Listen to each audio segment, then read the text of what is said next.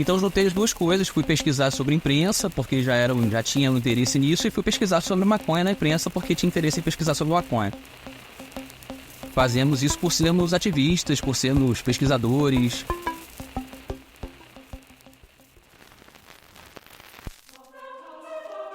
That marijuana is probably the most dangerous drug in the United States.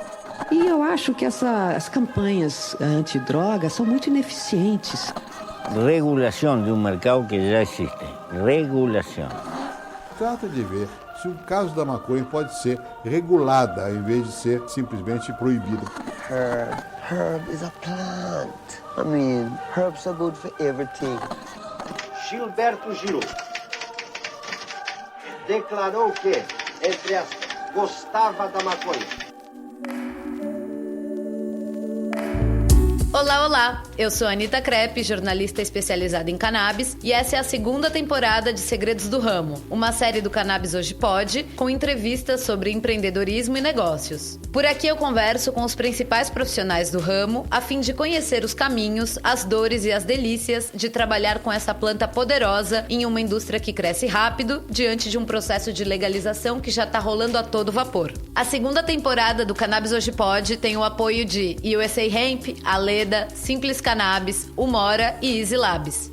Essas são empresas que reconhecem o valor da comunicação responsável e do jornalismo de qualidade para promover o crescimento do setor com informação e normalização do que um dia foi tabu.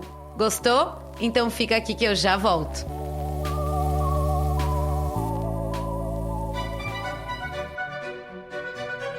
Você sabe o que está por trás dos medicamentos à base de cannabis? A USA Hemp, uma empresa pioneira que está há quase 10 anos cultivando e produzindo seus próprios produtos à base da planta, convida você a conhecer todos os processos envolvidos na produção de um medicamento de cannabis. Desde a seleção rigorosa das sementes até a produção de um laboratório de nível farmacêutico, cada etapa é realizada com o mais alto padrão de qualidade e segurança. O processo começa com o desenvolvimento de genéticas exclusivas voltadas para a obtenção de canabinoides e terpenos, adaptadas para proporcionar o melhor em eficácia e segurança. Todas as plantas são cultivadas em solo orgânico, garantindo um produto final puro e sustentável. Cada lote passa por rigorosas análises laboratoriais independentes, com certificados completos que asseguram a qualidade, a pureza e a potência dos produtos. Quer saber mais sobre como esses medicamentos são feitos? Acesse usahempbrasil.com e descubra todos os detalhes. Dizem que para prever o futuro basta olhar para o passado. Bem, se foi isso mesmo, o meu convidado de hoje tem uma visão privilegiada, afinal, ele sabe olhar muito bem para o passado com o seu olhar único de historiador. Mas nem só de passado vive esse homem, que também registra o presente através do Cannabis Monitor, site que compila notícias sobre cannabis que saem na mídia brasileira, e com isso ele vai formando um mosaico de boas novas canábicas. Bom, às vezes nem tão boas novas assim, né? Será que olhando para o passado, o meu convidado saberá prever o futuro da cannabis? A gente vai saber disso agora. Gustavo Maia, seja muito bem-vindo ao Cannabis Hoje Pode. Olá, Anita, tudo bem? Prazer estar aqui falando com você, muito obrigado pelo convite, espero que a gente tenha uma boa prosa aí. Prazer é todo nosso, Gustavo. Para começar direitinho, conta pra gente o que você queria ser quando crescesse. Nossa, pergunta difícil. Eu acho que quando eu era... Difícil porque quis ser muitas coisas? Eu acho que durante muito tempo eu não sabia o que eu queria.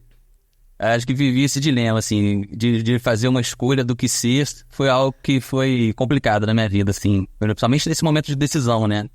Mas quando eu era criança, eu acho que eu queria ser piloto de avião. Eu acho que eu tinha um certo fascínio por coisas relacionadas à aviação. E eu acho que também tinha uma coisa a ver com vislumbrar que o piloto de avião conhecia o mundo inteiro, né? Então, durante muito tempo eu fiquei meio fascinado. Até tentei ser quando adulto, né? Fui fazer o curso de piloto. Mas era um investimento muito caro para você se formar piloto de avião. E eu não tinha condições e esse sonho foi por água abaixo. Olha só, mas seguiu apaixonado por essa coisa de viajar e de querer conhecer o mundo? Ah, com certeza, sim, sempre tive muito interesse, sempre gostei muito da parte de geografia também, dos mapas e conhecer, entender o que rolava nos outros lugares, sempre fui muito curioso em relação a essas coisas. E depois de velho eu fui fazer um curso de skydiving, né, de paraquedas, ou seja, já que eu não posso pilotar avião, vou voar de alguma outra maneira. E aí realizei um pouco desse sonho, fazendo curso de skydiving. Depois não foi pra frente também, porque é um esporte caro pra você praticar também. Mas valeu viver essa experiência, assim, de voar um pouquinho. Que massa. Gustavo, finalmente você tá aqui com a gente, que maravilha. Eu quero saber tudo, primeiramente, a respeito do Cannabis Monitor, esse que é um site, que é um perfil obrigatório para quem quer saber o que anda acontecendo. O Cannabis Monitor desempenha um papel único dentre os perfis sobre cannabis, que é o de compilar as notícias todas que saem na nossa mídia. Então, conta pra gente como surgiu essa ideia, como nasceu o Cannabis Monitor. Ele surgiu com o resultado de uma pesquisa que eu estava fazendo, né? Eu fui fazer faculdade de História e durante a faculdade de História, né, o curso, eu sempre já tinha muito interesse em relação ao tema da temática das drogas, né, da maconha em particular.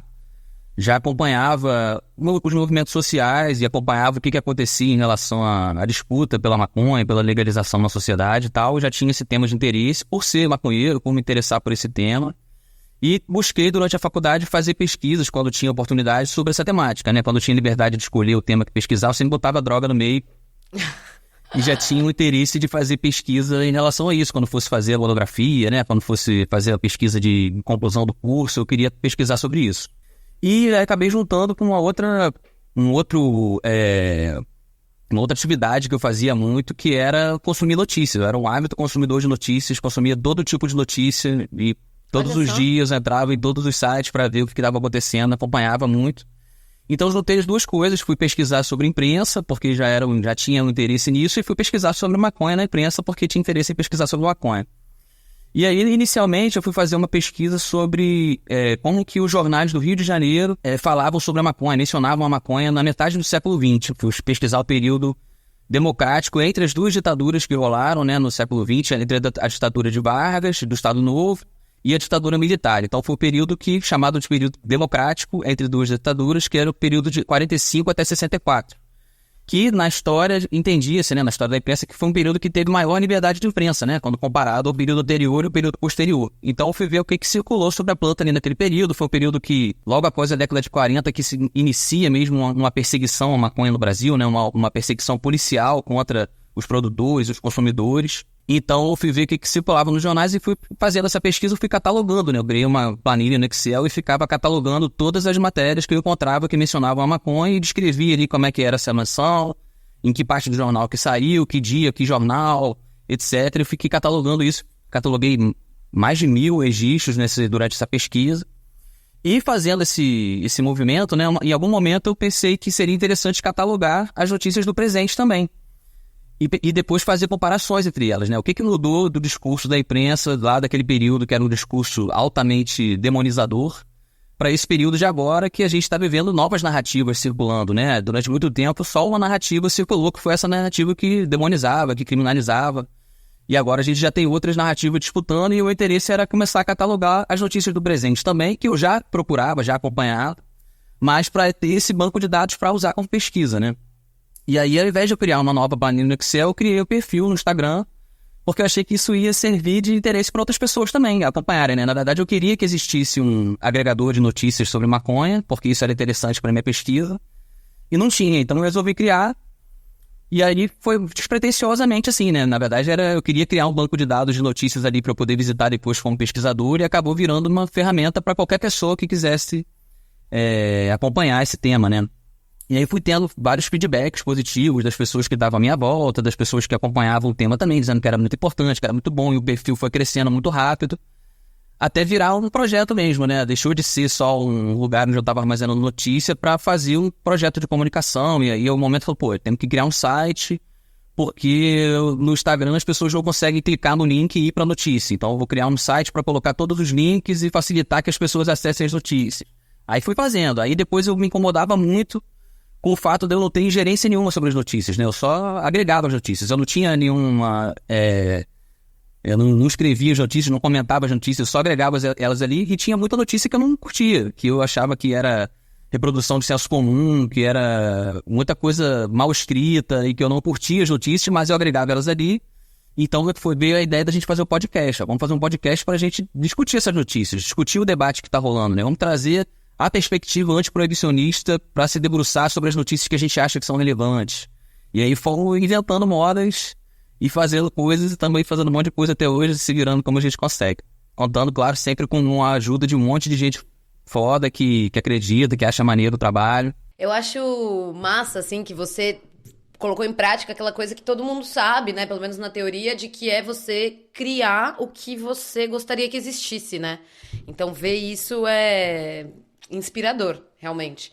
E aí você comentou, né, de que você não curtia as notícias que você... Muitas delas, né? Porque, de fato, tem notícias aviltantes ali, umas bobajadas que realmente... Eu fico imaginando até que as pessoas, né, os leitores, devem achar, de alguma maneira...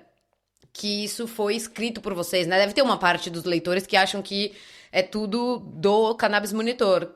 Existem essas pessoas que ficam putas com vocês? Como é que Nossa, o tempo todo, todo dia, né? É muito comum, assim, a gente já faz um filtro, né? A gente faz uma curadoria para saber que notícias que entram, quais que não entram, mas ainda assim a gente traz as notícias do outro lado também, sabe? Não tem como...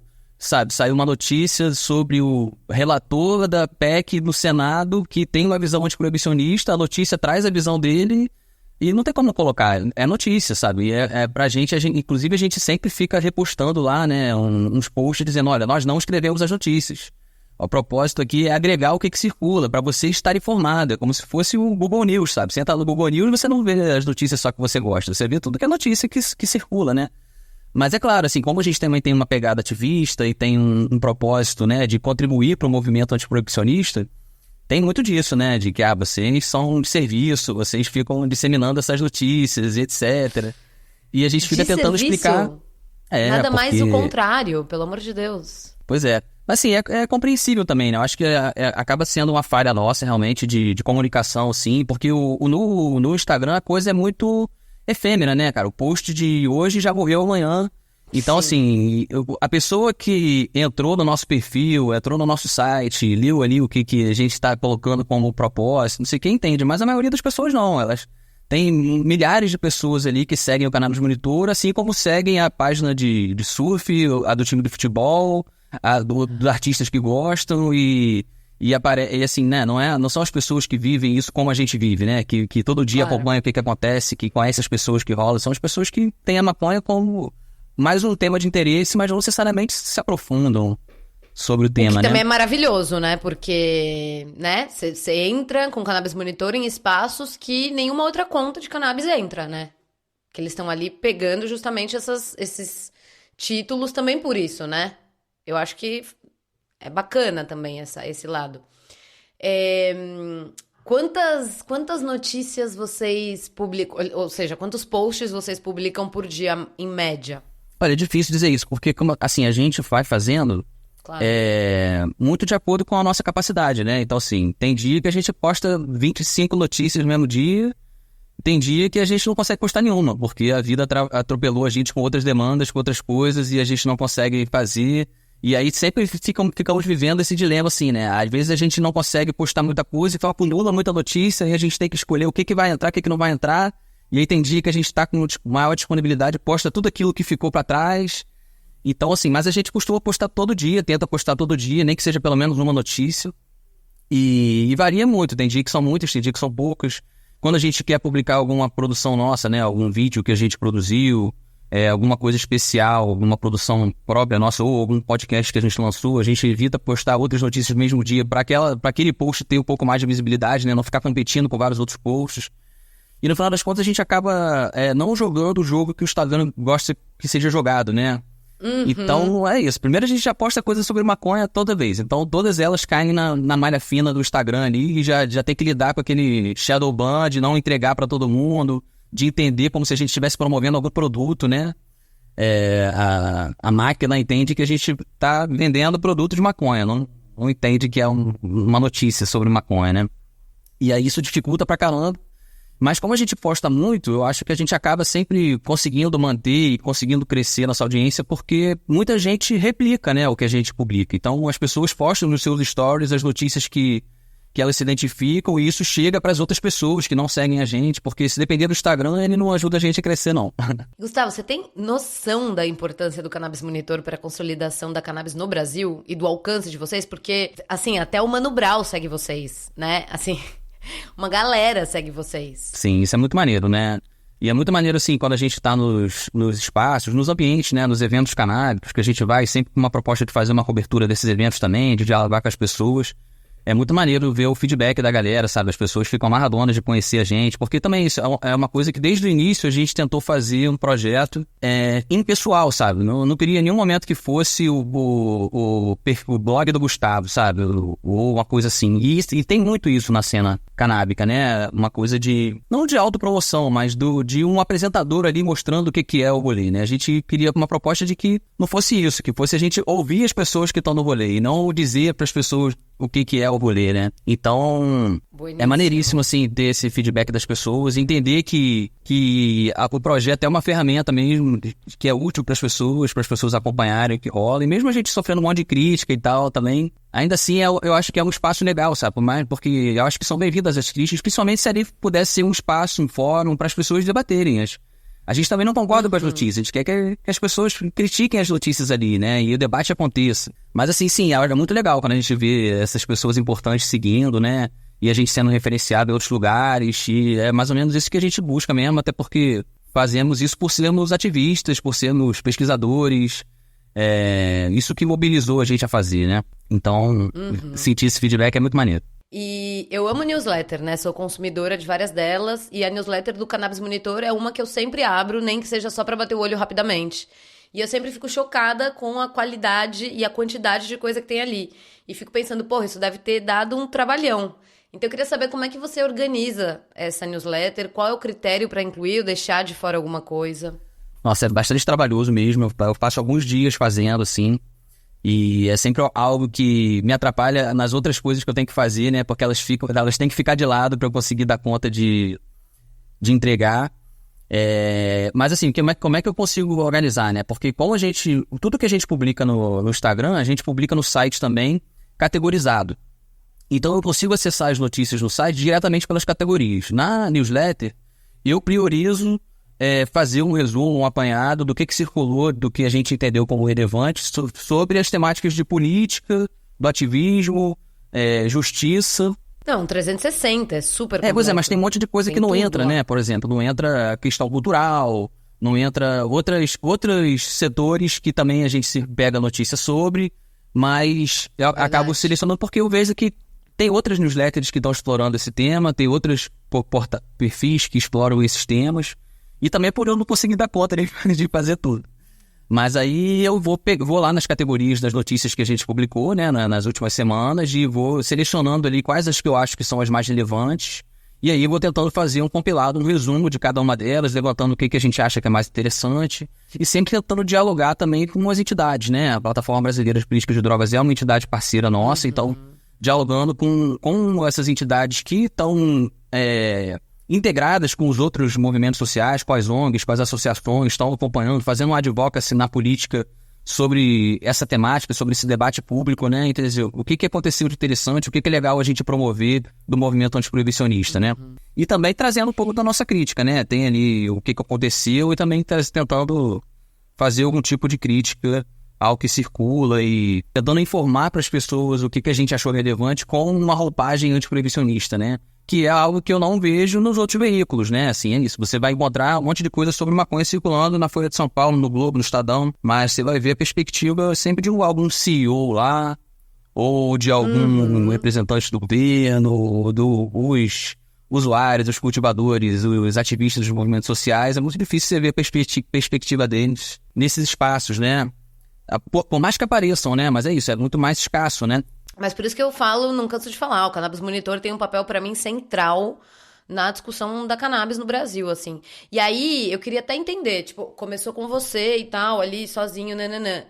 E aí tem o podcast também, né, que não sei se você tá apresentando, mas a maioria dos que eu vi não era você, né? Tinha ali umas outras pessoas, né? E aí eu queria saber se tem um staff fixo ou se são colaboradores como o da Plataforma Brasileira de Política de Drogas. Fixo mesmo sou eu e a Laila, que é minha companheira e me ajuda aqui em tudo, né, desde o início. A gente toca junto, faz todo o monitoramento das notícias, que faz as postagens, que administra o site. Eu produzo o podcast, né, mas eu não apresento nenhum deles. A gente sempre tentou fazer no podcast parcerias com comunicadores ou com entidades, grupos de pesquisa, para trazer a perspectiva das pessoas, como eu falei, né? Nunca quis que fosse o Gustavo ou a Laila ali colocando qual é a nossa perspectiva. e sim trazendo pessoas geralmente pessoas que já faziam alguma coisa, né, nesse sentido. Então a gente tem parceria com alguns comunicadores, como o Macana Channel, que foi o Márcio Macana, né, que criou o Jornal da Maconha.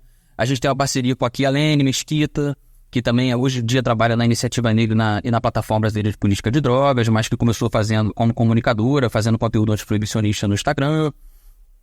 Com a Monique Prado, que está comigo desde o início, né, e que a gente começou o podcast, foi a primeira pessoa que eu conversei e levei a ideia da gente fazer o podcast, que me ajudou a pensar, a bolar essa história toda. Tem a Ingrid Rodrigues, que é jornalista, que tem o projeto Comunicannabis, e os grupos de pesquisa, né, o Núcleo de Pesquisa sobre Psicoativos e Cultura, que é o Psicocult da UF, que é um grupo de pesquisa que, inclusive, eu sou vinculado como pesquisador, estou desenvolvendo pesquisa lá com eles, e a gente fez uma parceria para fazer uma Maconhômetro Ciência, por serem um grupo de pesquisa que pesquisava sobre a temática dos psicoativos nas ciências humanas, né, um grupo interdisciplinar. A gente fez uma parceria com eles para a gente entrevistar pesquisadores e fazer esse levantamento, assim, quem são as pessoas que estão fazendo pesquisa sobre maconha no Brasil, né, em todas as áreas do conhecimento. E aí temos uma outra parceria com o GPED, que é o Grupo de Pesquisa Educação e Drogas da UERJ, com a proposta de fazer uma Maconhômetro Educação, que tem a proposta da gente conversar com os educadores e com os profissionais do campo da educação, que pensam a questão das drogas por essa perspectiva pedagógica, né? Como é que o campo da educação discute a questão das drogas. E por aí vai, né? Então, assim, a gente foi também buscando parcerias com esses grupos de pesquisa, com esses comunicadores, com essas entidades, com o intuito de trazer uma legitimidade para o que a gente está falando também, né? Assim, ó, estamos nos cercando com os entendidos do assunto e estamos chamando os especialistas para dialogar sobre, por essa perspectiva. Não é porque a gente tirou coisas da nossa cabeça aqui, mas porque a gente quer se legitimar com quem realmente tem alguma chancela de ter uma estrada pesquisando, de ter uma estrada trabalhando, disputando esse tema na sociedade, né? E aí a gente conta com essas colaborações todas, principalmente com o podcast, né? Mas também para as outras coisas que a gente faz. Então, tem quem me ajuda a fazer o site acontecer, tem quem me ajuda a fazer os projetos audiovisuais que a gente faz, a pensar estrategicamente aqui como encarar isso como uma empresa que busca ter algum tipo de sustentabilidade, né? Até hoje, a gente completou essa semana 5 anos desde que eu comecei o projeto. Eu vi! Parabéns! Valeu! Muito foda, mas, cara. assim, tudo muito no braço mesmo, na raça, sabe? Dá vontade de fazer uma coisa. Então, a gente não vive do Cannabis Monitor, vive das outras coisas e também é isso, é claro que tenta. O objetivo é conseguir tornar esse projeto em algum momento sustentável, né? Por favor. Mas por enquanto a gente ainda vive porque conta com a colaboração de um monte de gente que vê relevância no projeto e que acha maneiro, que tem vontade de contribuir e dedicam parte do seu tempo. Tem os apoios, entra uma grana simbólica nele. O apoia.se/Cannabis Monitor.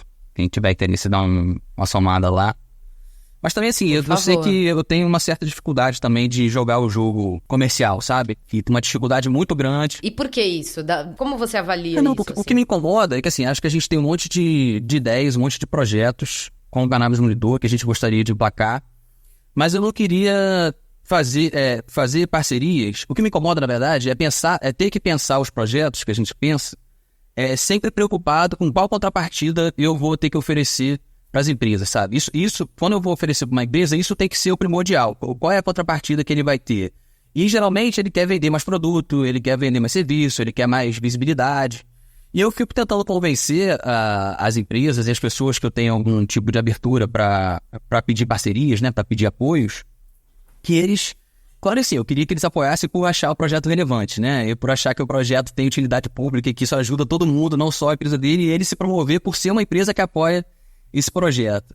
Tento convencer dessa maneira. Sim. Mas me incomoda demais essa coisa, sabe? De ter que estar sempre colocando de lado o propósito do projeto para, na verdade, pensar como que ele vai ter melhores benefícios. Então, eu fico tentando convencer ele de apoiar o projeto, algum projeto, ao invés de só comprar um espaço publicitário, sabe? Beleza, a gente tem um espaço publicitário no site, a gente pode fazer public post, mas eu não queria que a gente fosse só uma vitrine onde você divulga a sua empresa. Eu queria que você, então, assim, apoie o podcast e como contrapartida a gente te promove lá no Instagram como uma empresa que apoia esse tipo de projeto, sabe? E não só coloca o teu produto lá porque você quer vender mais. E muitas vezes eu não consigo, eu acabo fechando portas, afastando possíveis parceiros, porque também entendo que esse dinheiro que ele colocaria aqui, talvez vai ter mais retorno colocando em outro espaço que vai ser só uma vitrine, sabe?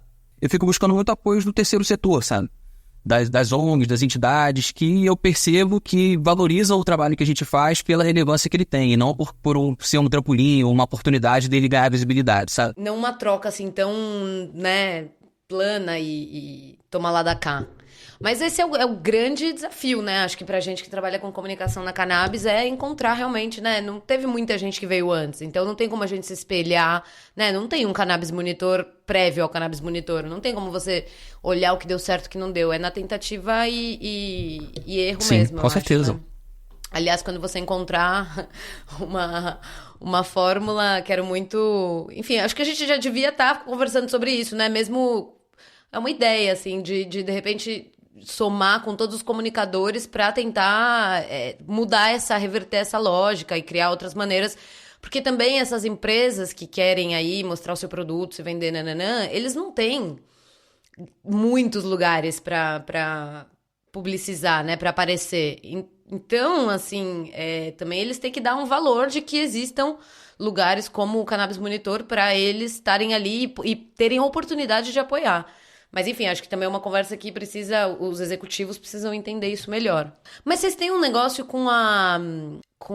Eu não sei, eu não consigo entender muito bem se é um grupo...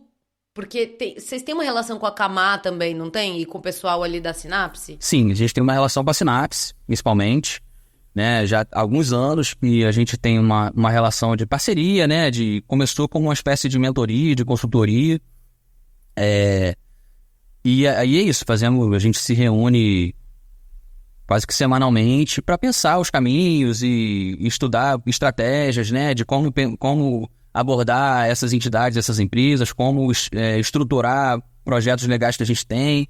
A gente tem atuado muito junto no sentido de concorrer aos editais, né, para conseguir captação de recurso, para viabilizar isso aqui, para trazer essa sustentabilidade que a gente precisa. E existem outras iniciativas que estão dentro do guarda-chuva da Sinapse, né? Que eles apoiam, como a Camá, Flower Mind, outras iniciativas. Mas é isso, acaba que a gente não tem uma relação direta com a Camá, né? A Camá está no meio, também é assessorada, tem essa mentoria da Sinapse, né?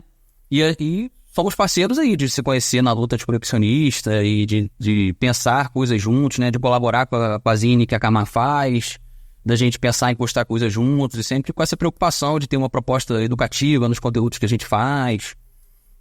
E é isso, né? São essas parcerias esses braços que a gente vai dando para tentar se ajudar, né? E botar para frente essa perspectiva que a gente tem, né? Essa disputa.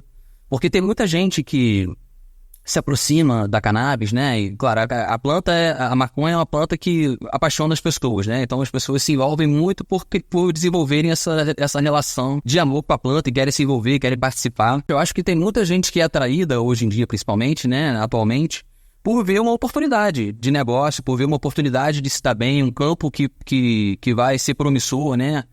Principalmente ligado ao setor medicinal da discussão, né? Que já tem um grau de legalidade, que já tem um grau de regulação. Então, assim, as pessoas estão encontrando quais são as brechas onde eu posso me inserir, porque isso é uma oportunidade de eu me dar bem financeiramente. E eu não condeno isso, mas fico preocupado, assim, porque as pessoas chegam com esse interesse e acabam aprendendo tudo sobre o sistema do canabinoide e acabam aprendendo tudo sobre os potenciais, mas acabam não tendo nenhum tipo de formação antiproibicionista mesmo, né? E acabam não problematizando a questão da proibição, né? Ficam pensando mais nas possibilidades de sucesso que ele pode ter financeiro se envolvendo nisso, mas sem fazer a reflexão dos danos que a proibição causa, né? Das injustiças, do racismo implícito. E começa a falar bobagem, né? Tipo, que a descriminalização da maconha é daninha pra cannabis medicinal, né? Essa separação, né? A cannabis é boazinha, a maconha é do mal. O CBD é a coisa boa, o THC é do neônio. Então, eu acho isso, assim, um mega desafio realmente pra gente, inclusive enquanto comunicadores e tudo isso. Como é que a gente pode, não sei, contribuir para que esse tipo de pensamento desapareça, né? E de que as pessoas realmente tenham ali é isso que você falou, uma formação antiproibicionista, mas mais que antiproibicionista, uma formação com base na realidade, né? Que a gente tá falando de realidade aqui, não é nem para ser uma bandeira, a gente tá falando do que é. Pois é, total, é tentar convencer as pessoas de extrapolar a planta, né? Não se trata só da planta, né? Se trata do contexto da planta ser proibida, né? Isso, quando você entende isso se aplica para as outras coisas também, né? Para as outras substâncias. E que existe esse desafio também, né? Porque tem muito adepto e muito apoiador da maconha que é fechado para qualquer outro tipo de discussão sobre legalização, descriminalização de outras drogas, né? E porque é isso, não tem esse tipo de informação também, nesse tipo de letramento, que eu acho que não tem lugar nenhum, né? A gente acaba se envolvendo e tendo esse tipo de aprendizado por talvez se envolver com marcha da maconha, por ir a fundo de procurar saber mesmo onde é que tem algum tipo de informação sobre isso. Isso não está posto em qualquer lugar, né? E às vezes até dentro da marcha da maconha você vai ver um monte de gente ali que não tem essa compreensão, sabe? Isso é algo que eu tenho conversado com a Monique e com a Lara e com outras pessoas há um tempo, assim, que como que a gente pensa, talvez, um guia de formação antiproibicionista, sabe? Um curso de formação antiproibicionista que seja gratuito, um material com beabá, com conceito. O que é antiproibicionismo? O que é proibição? O que é a não proibição? O que é regulação? E como que a gente tem um olhar antiproibicionista se a gente for pensar pela perspectiva da saúde, pela perspectiva econômica, pela perspectiva política, pela perspectiva cultural, como que a gente consegue incidir com a perspectiva proibicionista quando a gente tiver a oportunidade de fazer esse debate nos espaços todos, sabe? Na mesa do bar, na mesa do jantar. É meio que até algo que a gente tenta implantar no podcast Maconhômetro, sabe? Que é uma proposta, sim, são programas de 1 hora, às vezes de 1h30, que é para quem está interessado em aprofundar mesmo, sabe? Que é para quem está querendo sair do raso e adquirir um repertório antiproibicionista para aplicar ele quando tiver oportunidade nos seus espaços, né? E assim, é um desafio, muito difícil também a gente fazer isso, né? Teria que ser algo muito articulado com essas entidades, com os movimentos sociais, com as marchas. E que é um campo minado, né, cara? Porque a porrada come em todos esses espaços, né? É muito difícil ter uma certa coesão de todo mundo, é sempre um espaço de disputa o tempo inteiro, o que dificulta tudo. Mas eu acho que quando a gente caminhar por esse caminho vai ser algo que vai ajudar, sabe? Porque não vai só ajudar as pessoas que querem se envolver com o movimento social, mas talvez seja um material possível para a gente distribuir em todos os mandatos políticos, em todas as organizações, em todas as associações. Então, assim, chegou lá para conhecer sobre a cannabis, o benefício dela, lembra essa cartilha aqui, ó, que vai te explicar sobre a cannabis e sobre toda a problemática que envolve a cannabis também. Não sei, são coisas que eu fico sonhando aqui, né? Quem sabe um dia a gente consegue aplicar. Maravilhoso. E com essas sábias palavras, a gente vai para o nosso intervalo, mas fica aqui que já a gente está de volta. Chegou a revista Brisa, a cultura canábica em comportamento, bem-estar e justiça social. Com reportagens e entrevistas exclusivas, a Brisa fala dos assuntos que importam às mentes mais curiosas. Legalização e regulação de um mercado que já existe, mas também arte, política, saúde e economia. É sobre um jeito de viver. Todas as quintas-feiras, uma nova edição da Brisa, que você acesse em brisa.com.br ou no Instagram, @brisa_revista. Brisa é BREEZA. Olha nós aqui outra vez com esse papo massa com Gustavo Maia, historiador que está à frente do Cannabis Monitor. Gustavo, então, falando mais aprofundadamente sobre a sua faceta historiador, você chegou a trampar alguma vez como professor ou trabalhou, enfim, com alguma outra coisa usando esse título de historiador? Não, eu tive experiência de sala de aula durante a faculdade, né, o estágio de docência, aquela coisa, passei 1 ano dentro da escola, mas nunca atuei como professor de história, né, em sala de aula, assim. Já tive a oportunidade de dar uma aula ou outra, alguma palestra ou outra sobre história da maconha pela pesquisa que eu desenvolvi no mestrado, né? Então, assim, tenho sido convidado de vez em quando para participar de alguns eventos acadêmicos também, para falar um pouco da pesquisa que eu desenvolvi, né? Que inclusive resultou na publicação do livro, que é a maconha no Brasil através da imprensa. Como eu tinha te falado lá no início, eu tinha feito uma pesquisa na graduação que pegava metade do século XX, né? E quando eu entrei no mestrado, eu fui mais para trás e fui pesquisar o século XIX. E aí a experiência que eu tenho tido de ensino é nesse sentido, né? De participar de algum evento, de alguma palestra, de alguma coisa nesse sentido, mas não tenho a experiência em sala de aula, né? Para dar aula para a molecada, de história. Não sei se foi essa pergunta exatamente. Não foi, mas quando você se formou, assim, em história, qual que era o futuro que você vislumbrava, assim? Você nunca quis ser professor? Você queria trabalhar com o quê antes de entrar na maconha? Quando eu entrei na história, o meu objetivo era me formar professor. Para dar aula em sala de aula, para fazer doutrinação antiproibicionista nas crianças, sacanagem. Boa. Tô brincando. Mas assim, tinha esse objetivo, né? Queria sair da universidade professor para dar aula. Mas acabei em algum momento me envolvendo com o lance da pesquisa, né? E aí o que me interessou é entrar no mestrado e também ver que esse campo da história da maconha, né, é muito pouco estudado no Brasil, né? São poucos os historiadores que estão se debruçando sobre isso. E em outras áreas do conhecimento, principalmente, sei lá, nas ciências humanas, nas ciências sociais, você já tem um campo estabelecido, sabe? Os eventos das ciências sociais, da antropologia, da sociologia, sempre tem um GD de discussão, de pesquisas relacionadas a drogas e a maconha, mas no campo da história ainda é muito pouco, né? Tinham poucas publicações sobre isso, né? Até uma dificuldade de fazer pesquisa bibliográfica, porque tem pouco material aí produzido. Então, vislumbrei que era um caminho promissor, assim, nesse sentido também, sabe? Promissor de contribuição, não de ser mais uma pesquisa colocada no mundo aí que ninguém vai ler, né? Talvez eu imaginei que pesquisar sobre maconha no campo da história ia contribuir para a historiografia da maconha no Brasil de alguma maneira, né? E porque também tem muita coisa para olhar, sabe? É um campo muito vasto, né? Tem muitas possibilidades de pesquisa e pouca gente pesquisando, então acaba que tudo que está saindo são coisas inovadoras, são coisas originais. Então isso me estimulou também a fazer pesquisa. E claro que também, assim, porque durante boa parte da minha graduação eu não tinha interesse em seguir uma carreira acadêmica, em seguir fazer mestrado, doutorado. Mas quando eu comecei a fazer pesquisa com esse tema que me interessava, juntei imprensa, juntei maconha e já era algo que eu estava imerso e isso me estimulou bastante. Eu fui vendo que eu conseguia desenvolver alguma coisa e que tinha potencial de desenvolver coisas legais. E aí eu fui por esse caminho. E aí foi, então, esse salto, né, de historiadora a publisher de veículo canábico aconteceu quando você ainda estava, então, na faculdade fazendo esse trabalho de conclusão, é isso? Sim. Então, tipo, sua vida profissional é basicamente dentro da maconha, então?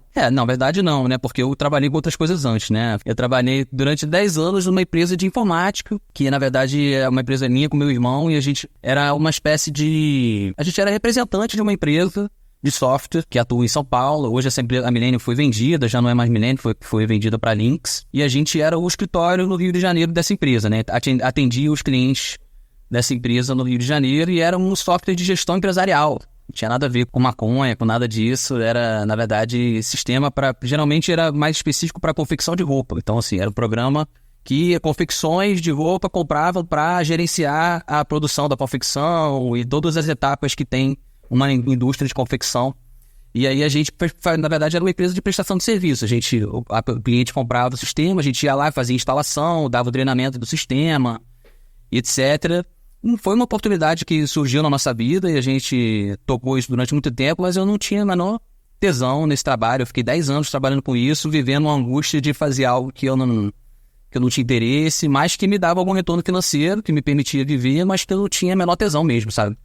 Então, quando eu estava completando 10 anos de trabalho lá, eu falei pro meu irmão, ó, vou pular fora, vou buscar aí coisas que me estimulem. E meu irmão segue lá tocando até hoje. Olha só. Não, imagino quantas pessoas não estão ouvindo a gente agora, que estão aí levando um trabalho que também não gostam, não suportam e querendo entrar na maconha, né? Então, inspiração aqui novamente.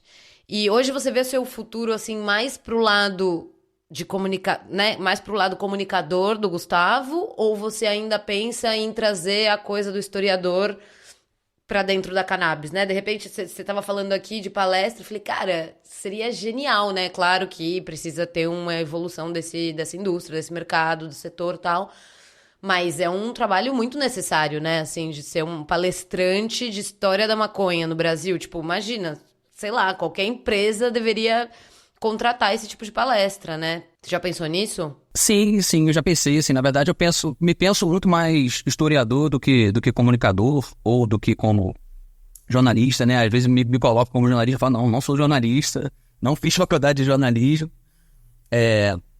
E assim, vislumbro isso, né? Assim, o que me atrai mesmo é a questão da pesquisa e encaro muito o projeto do Cannabis Monitor como um projeto de pesquisa também, né? Como essa criação desse banco de dados com essas notícias categorizadas, porque, na verdade, a pesquisa lá do passado, né, do século XIX, quando eu tô olhando os jornais que circularam naquele período, é isso, não tem essa facilidade, né, de encontrar aqui, vou aqui nas categorias do que circulou sobre maconha no campo da política ou no campo da cultura. Então é um garimpo muito mais de aquela coisa de investigação mesmo, né, de você olhar coisa por coisa até encontrar, e o que encontrar você separar. E eu fico pensando aqui no futuro, e também entendendo muito a lógica de que a gente está vivendo um momento pré-legalização, que a legalização vai acontecer. Então, assim, fico achando que é importante criar esse banco de dados, porque daqui a 10 anos, daqui a 20 anos, a gente vai poder acessar ele e entender, assim, como é que foi, o que circulou naquele período antes da maconha ser legalizada no Brasil, sabe? Qual foi a disputa que aconteceu? Quem eram as pessoas que estavam falando sobre esse tema, que estavam disputando esse tema na sociedade? Então, fico pensando sempre no projeto nesse lugar, né? Para ele servir de material de pesquisa para futuros pesquisadores, possíveis pesquisadores. E mais ou menos é isso que eu vislumbro, né? Eu penso em conseguir viabilizar outras coisas relacionadas à cannabinocultura. Eu sigo fazendo pesquisa, hoje eu estou com uma bolsa da FAPERJ aqui, vinculada ao Psicocult, ampliando um pouco da pesquisa que eu fiz no mestrado, que estava pesquisando no século XIX imprensa, né? E agora eu continuo pesquisando no século XIX, só que estou procurando processos judiciais para entender, assim, quem que foi preso lá naquele período, quem que foi processado, quem foram os promotores da proibição, quem eram os vereadores lá na Câmara de Vereadores do Rio de Janeiro, em 1830, que aprovaram a proibição do pito do pão, sabe? Quem eram essas pessoas, em que lugares que eles estavam inseridos, como eles chegaram naquele ponto de ser vereadores, né? E de promoverem essa discussão, o que interessou eles a proibir. Então, eu estou vasculhando essas coisas nesse momento. É muito fundamental. E tento seguir por aí. É muito fundamental, né? Dar por luz a esses momentos históricos e, né, nada melhor do que um historiador entre nós. Maravilhoso. E essa pesquisa vai virar livro também? Bom, aí não sei, temos que terminar a pesquisa para ver se vale a pena publicar, né? E se alguém tem interesse em publicar também. Mas aí eu sei, porque a pesquisa do mestrado, ela tem uma coisa mais direcionada, né? De início, meio, fim, capítulos. Essa minha pesquisa não está vinculada ao programa de pós-graduação, assim, de mestrado e doutorado. Então, é uma pesquisa livre, então ela pode se desmembrar em artigos pequenos ou ser um artigo grande. Vamos ver como é que vai ser quando eu terminar. Mas seria legal se conseguir produzir uma coisa interessante assim. Se vir no segundo livro, seria legal também. Seria muito legal. Eu tô aqui querendo. Aliás, falando disso, né, desse seu primeiro livro, A Maconha no Brasil através da Imprensa, que eu ainda não li na íntegra, só vi pedaços, mas que eu só escuto elogios a respeito. Então eu queria saber como é que foi o processo de feitura desse livro, desde o momento que pintou a ideia até a entrega dos originais. Então, o livro ele é resultado da minha pesquisa de mestrado, né?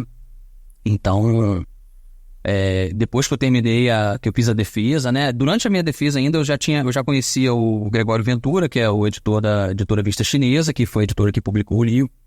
E já durante a pesquisa eu já tinha comentado com ele que estava fazendo a pesquisa, e ele estava super interessado, falou, quando você terminar me manda que eu quero ler, e etc. E aí quando eu finalizei a pesquisa, fiz a defesa e terminei o mestrado, eu mandei para ele, e ele ficou super entusiasmado, gostou pra caramba, e botou pilha pra gente publicar, e a gente foi desenrolando a coisa toda até sair, né? Que não é também um processo fácil, um processo que demora, e idas e vindas, vai e vem, vai, e corrige daqui, corrige dali, acrescenta, tira. Mas foi um processo gostoso de passar, assim, né? O processo de desenvolvimento do trabalho mesmo é que foi um pouco solitário, sofrido, porque foi durante a pandemia, né? Eu entrei no meu mestrado e na semana seguinte da primeira aula fechou a pandemia, então eu fiz o mestrado todo virtual, né? E as aulas sendo virtual, então não teve aquela vivência da universidade de você trocar com seus colegas, de você ir tomar uma cerveja depois da aula e discutir os textos e falar da vida e tal. Então foi muito solitário. Mas foi bom também, porque acabou sendo esse período que a gente estava em casa e se preocupando em produzir de alguma maneira, né? E não enlouquecer.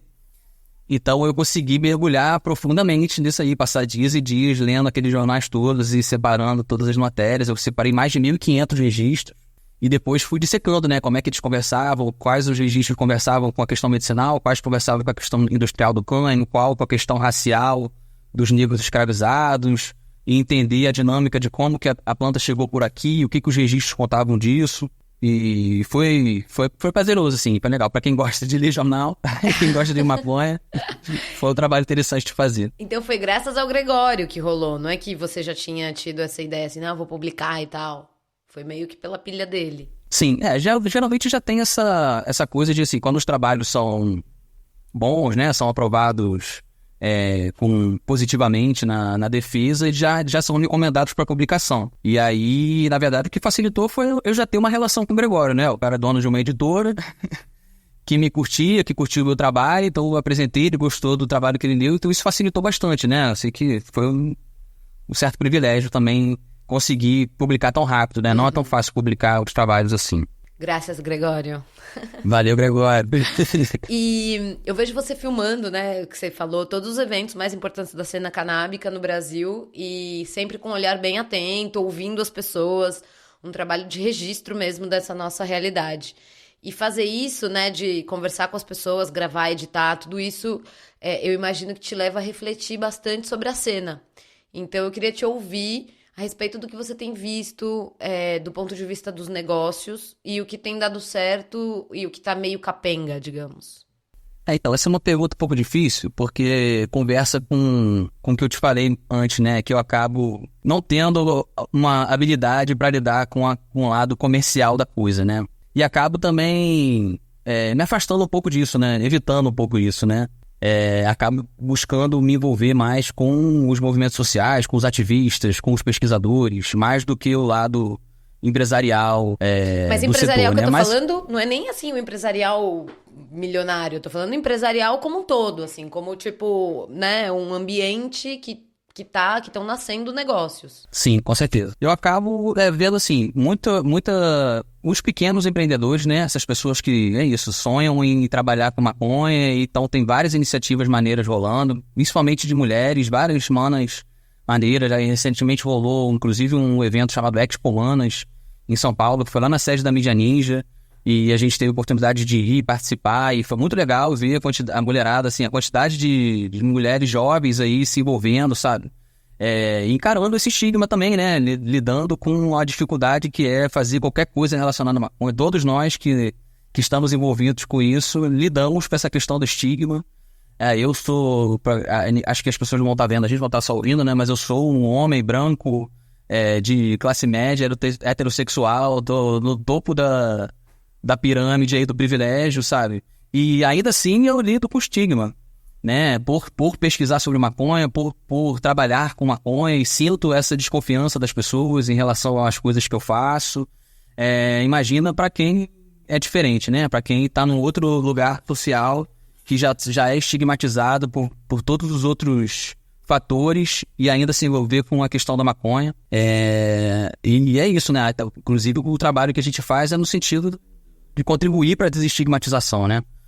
E aí, assim, eu vejo que tem muita coisa rolando, né? Principalmente esse campo do medicinal é o campo que está mais aberto para possíveis negócios, onde tem mais empresas estabelecidas, né? Em relação ao óleo, etc. Mas vejo com muito entusiasmo o crescimento das associações de pacientes, a ampliação, né? E a capilaridade que isso está tendo, né? Cada vez mais e cada vez maior e cada vez em mais lugares. E tem oportunidade para as pessoas de todos os setores, né, cara? Então, a galera que está fazendo coisa relacionada à cultura, a galera que está fazendo coisa relacionada ao direito, relacionada à pesquisa, relacionada à educação, relacionada a produtos e educação de redução de danos e como você utilizar produtos que ajudam a você ter um uso mais consciente, um uso menos danoso. Mas, na verdade, eu sou meio zero esquerda em pensar coisa... Gustavo, pelo amor de Deus, vamos mudar essa... Vamos pensar coisa empresarialmente, eu quero ver esse negócio, eu quero ver dinheiro entrando no Cannabis Monitor, mano. E você ampliando esse trampo maravilhoso. Eu também. Tá? Por favor. E, gente, chegamos ao final da entrevista, mas chegou a hora dos quadros. Vamos pros quadros, Gustavo? Vambora. Bora. Então a gente quer saber uma história de fracasso, né? Alguma coisa que não deu certo em alguma das suas vidas empreendedoras. Não precisa ser necessariamente na cannabis, mas alguma coisa aí do Gustavo trabalhador. Olha, eu vou contar uma aqui que é até curiosa. É um fracasso que eu vivi, que trouxe aprendizados, mas porque eu fui trabalhar numa fazenda de maconha. Na Califórnia? Lá nos Estados Unidos. Fui pro Oregon. Tá. Fui pro Oregon e fui com uma ideia bem romântica naquela época, que era claro, eu tinha uma oportunidade de ganhar dinheiro, né? Porque eu ia ser remunerado pelo trabalho lá, mas com uma ideia romântica de que eu ia conhecer como é que funcionava a operação de uma fazenda de maconha, que antes de eu ir, a informação é de que era uma fazenda legalizada e que eu ia entender como é que eram os processos e como é que funcionava toda a questão da colheita e da trimagem e do armazenamento, entender as dinâmicas de uma fazenda de cultivo. Mas foi totalmente diferente, né? Foi um meio pesadelo, assim, uma situação muito doida. O negócio não era legalizado como dizia, e só gente com histórias de vida muito complicadas. Então eu passei por situações muito difíceis, não fui pago no final das contas. Eu acabei trabalhando em 2 fazendas, uma me pagaram menos do que o combinado. E aí fui embora, e na outra trabalhei, não fui pago no final, e várias confusões assim. Então foi uma super derrota, né, que eu gastei dinheiro pra ir no final das contas. Aquele romantismo que eu fui acabou na primeira semana, né? E no final das contas todo o resto foi beleza. O que eu me apeguei foi a coisa do dinheiro. Falei, beleza, vou trabalhar aqui durante 3 meses e vou embora pra casa com algum dinheiro pra eu fazer o que eu quiser. E voltei sem o dinheiro, então foi uma super derrota. Hoje eu entendo assim que foi um super aprendizado também, né? Conhecer aquela realidade, uma experiência antropológica que foi rica na minha vida, assim, de conhecer vivências, pessoas e processos ali muito diferentes do meu mundo, né? Então, assim, eu trouxe vários aprendizados da experiência, mas foi uma derrota completa, né? Isso foi em que ano? Isso foi em 2017. Foi ali naquela mudança, né? De quando ainda era uma boa ir para os Estados Unidos trimar e de quando virou uma roubada. Exatamente. Já tinha até a circulação de que era meio roubada, né? De que podia ser roubada. E que tinha fazendas que eram roubadas. Sim. E que eu tava indo pra uma que não era, que era outra história e tal. Ai, Gustavo, doeu em mim aqui, viu? Porque eu fiquei assim, eu passei os 3 anos ali naquela época, né, que o pessoal costuma viajar, sei lá, setembro, outubro. Eu passei os 3 anos, assim, à beira de comprar uma passagem e ir. Tinha muita vontade também, a mesma coisa que você, aí de ir lá, conhecer o processo todo, nananã. E sempre acontecia de não, até que uma amiga também tinha ido e ela voltou falando, não, pelo amor de Deus, não vá. E aí ficou faltando essa experiência na minha vida, mas é um sonho não vivido e que eu tô ligada que não é só um sonho, que pode bem virar um pesadelo. Então, assim, tô aqui, sinta-se abraçado, Gustavo. É isso aí, não recomendo, galera, vocês que estão pensando aí. Não, hoje em dia já nem, pelo amor de Deus. Então tá, o segundo quadro é legalizou e agora? O que muda na sua carreira se amanhã legalizar a maconha no Brasil? Bom, acho que primeiro de tudo, assim, antes da carreira, né, eu acho que o que muda é a esperança de que o fim da guerra, né? Então, assim, a esperança de que a gente vai viver um mundo menos injusto, menos cruel. E claro que a injustiça e a crueldade vão continuar, né? Vão buscar outros meios de se manter, mas a gente vai ter menos um motivo para encarcerar, matar, perseguir, né? Estigmatizar, marginalizar pessoas por causa da maconha, né? E tomara que por causa de qualquer substância, né?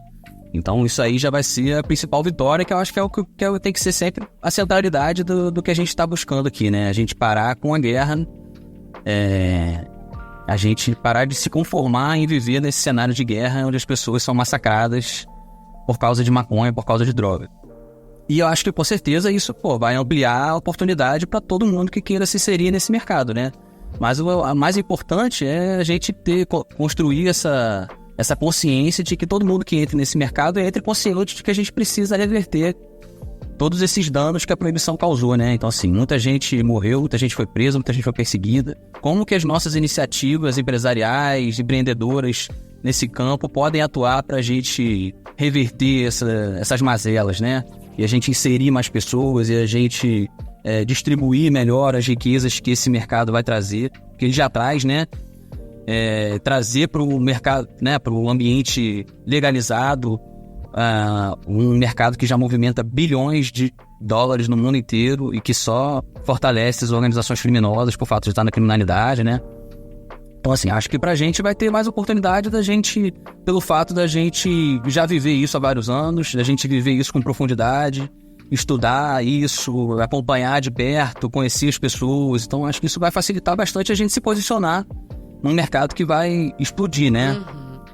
Mas a então, minha pergunta é mais... vislumbro por aí. Mas no sentido assim, tipo, o que você... Sei lá, você quer continuar com o Cannabis Monitor, mas você pensa em abrir um dispensário ou criar uma justamente uma empresa que, de repente, facilite essa reparação, né? Que essa reparação aconteça. Eu não penso em produzir alguma coisa nesse sentido de plantar, produzir, ter uma loja, um dispensário, assim. Eu quero muito trabalhar para que o Cannabis Monitor possa ser um portal de referência dentro dessa cena, um portal de referência de comunicação antiproibicionista, principalmente, né? E que seja um espaço onde as pessoas que estão a fim de procurar informação sobre, se aprofundar, encontrem ali boas informações, né? Bons caminhos para entender, né? Para se inserir dentro desse mundo, né? Esse é o meu principal objetivo hoje. Acho que já estamos tentando fazer isso com a maconha não legalizada. Acho que a maconha legalizada vai ajudar. E fico pensando muito em projetos educativos, como eu te falei, assim, nessa coisa, essa ideia de pensar essa formação e desenvolver projetos aqui que contribuam para a formação dessas pessoas, sabe? Que estão querendo se inserir nesse mercado, que estão querendo entender como atuar dentro desse meio. Acho que é um caminho que me atrai, assim. Porra, vai ser um prazer ter um mercado formado por você. Sim, trabalhadores desse mercado formados por você. Com toda essa consciência, né? Cannabis Indica. Então a gente aqui quer escutar uma sugestão sua pra... pode ser de pessoa, pode ser de conteúdo, sobre cannabis ou psicodélicos. Tá, como sou do campo da história aqui, vou puxar aqui desse lado aqui, vou sugerir algumas obras para quem tem interesse em história da maconha, para se aprofundar, para conhecer. Então, uma delas acho que é bem conhecida já, que é o livro da Luísa Saad, que é o Fungo de Negro, sobre a criminalização da maconha no pós-abolição. Então, assim, é um trabalho de história fundamental para quem quer compreender sobre a história da maconha. Tem um outro livro que eu acho que é um livro bem beabá, assim, que é o História da Maconha no Brasil, do Jean Marcel Carvalho França. Acho que como primeira leitura, para você se ambientar um pouco historicamente, é ótimo também. Tem um outro também do historiador Jorge Emanuel Luz de Souza, que é o Sonhos da Diamba, Controles do Cotidiano, que já vai trazer uma perspectiva mais de século XX. Então, são 3 obras interessantes aí para quem quiser se aprofundar no campo da história. E claro, meu livro também aí, quem tiver interesse, é o História da Maconha através da imprensa. Assim, a gente poderia ficar aqui 50 minutos indicando um monte de coisa, né? Mas vou me reter aqui a esses livros. Não, esses já estão bom demais. E aí você falou, né, do seu próprio livro, claro. Então, a próxima pergunta, antes da gente se despedir aqui desse papo maravilhoso, é justamente onde é que as pessoas podem encontrar o seu livro, onde as pessoas podem encontrar o Cannabis Monitor e onde as pessoas podem encontrar você. Então, o livro, você encontra nos marketplaces da vida aí, né, Amazon e etc., ou no site da Editora Vista Chinesa, editoravistachinesa.com, que é possível comprar por lá também. E o Gregório também está sempre presente nos eventos canábicos, né? A maioria dos eventos canábicos que rola, ele está lá com a banquinha dele de livros lá, não só com o meu, mas com os outros livros que a editora dele publicou também, todos com essa temática de maconha. Então, são encontrados lá. O Cannabis Monitor você vai encontrar se você buscar aí no Google Cannabis Monitor, você vai encontrar, mas a gente atua principalmente no Instagram, né? Onde a gente conseguiu construir a nossa base de grandes seguidores. E tem o site, cannabismonitor.com.br. E aproveito também para recomendar o nosso podcast. Pessoas que estão ouvindo esse podcast aqui, que curtem ouvir podcast, a gente tem o nosso podcast também, que é o Podcast Maconômetro. Inclusive, a Anitta Crepe já esteve lá, entrevistamos. Quero voltar, que naquela época eu ainda tava meio bobinha da vida. Agora eu tô mais... Sim, já passou o tempo, né? Tá com mais caixa. Exato. E a gente entrevistou a Anitta no Maconhômetro Imprensa, que tem a proposta de entrevistar jornalistas e comunicadores, né? Mas a gente tem outros programas lá que dialoga com pesquisadores, que dialoga com educadores, que promovemos debates com especialistas sobre os temas relevantes que estão circulando. Então convido vocês a conhecerem o podcast Maconhômetro também. Muito bom. E quem quiser me encontrar, pode mandar um salve lá pelo próprio Instagram do Cannabis Monitor. O meu Instagram pessoal é o Gustavo, Gustavo JC Maia. E lá no site do Cannabis Monitor você também tem o contato aqui, nossos e-mails. Quem quiser entrar em contato com a gente, pode chamar. E queria aproveitar para agradecer logo aqui pelo convite, pela oportunidade. Prazer em falar com você, admiro bastante o seu trabalho. Acho muito importante o trabalho que você faz. E parabéns pela iniciativa, obrigado pelo convite. A admiração é mútua e eu que agradeço o seu tempo, sua disponibilidade, essas coisas, pérolas e compartilhamentos maravilhosos. E agradeço também essa sua esperança no peito que você carrega e que a gente sente nesse papo, deu para todo mundo sentir também. Esse coração antiproibicionista que a gente tanto precisa. Mas eu quero gente assim como você dentro das empresas, entendeu? Eu quero, assim, entrar no campo inimigo, entre aspas, com essa energia. Converter a galera, né? É isso. Então, é isso. Muito obrigada, gente. E até mais. Beijinhos.